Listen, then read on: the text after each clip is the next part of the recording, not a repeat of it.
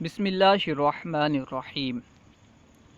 آج ہم آپ کے سامنے ایک پہیلی کے ساتھ حاضر ہیں۔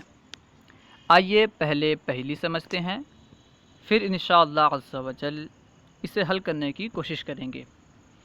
خاطب رجل زوجتہ وکانت اختہ حاضرۃ فی بیتہ۔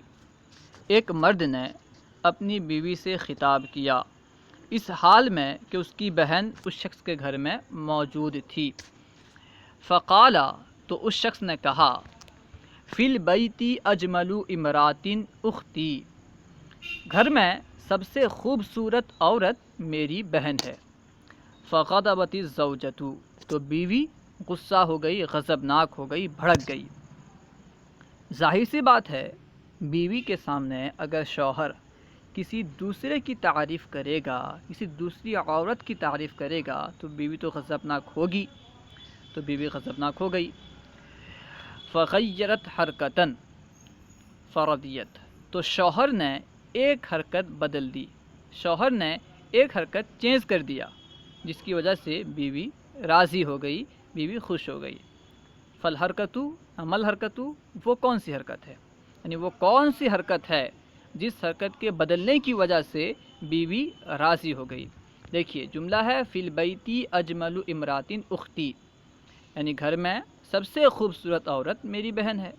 اس جملے میں شوہر نے کون سی حرکت چینج کی، کون سی حرکت بدل دی جس کی وجہ سے بیوی راضی ہو گئی، بیوی غصے سے ٹھنڈی ہو گئی، وہ کون سی حرکت ہے؟ دراصل وہ حرکت ہے اجملو میں جو ضمہ ہے اسے نصب سے بدل دیا، یعنی یہ بات اس طرح ہو گئی فی البیت اجمل امرات اختی۔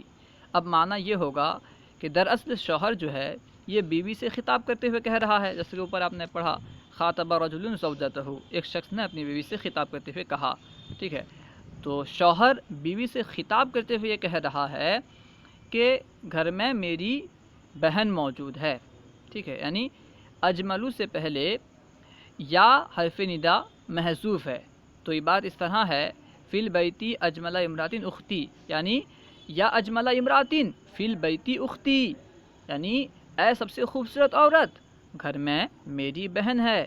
جب وہ شوہر اس طرح کہہ رہا ہے اے سب سے خوبصورت عورت گھر میں میری بہن ہے، بس ایک حرکت کے بدلنے کی وجہ سے معنی پورا بدل گیا۔ جب ہم اجملو پہ ضمہ پڑھیں تو معنی یہ ہوگا کہ گھر میں سب سے خوبصورت عورت میری بہن ہے، لیکن جب ہم اسے منصوب پڑھیں فی البیت اجمل امرات اختی تو اس صورت میں حرف ندا کو محذوف مان کے ترجمہ یہ ہوگا کہ اے سب سے خوبصورت عورت گھر میں میری بہن ہے، ٹھیک ہے، یعنی اس بات کی وہ خبر دے رہا ہے اپنی بیوی کو کہ گھر میں میری بہن موجود ہے۔ اللہ و رسولہ اعلم۔ امید ہے کہ پوری بات آپ کو سمجھ میں آ گئی ہوگی۔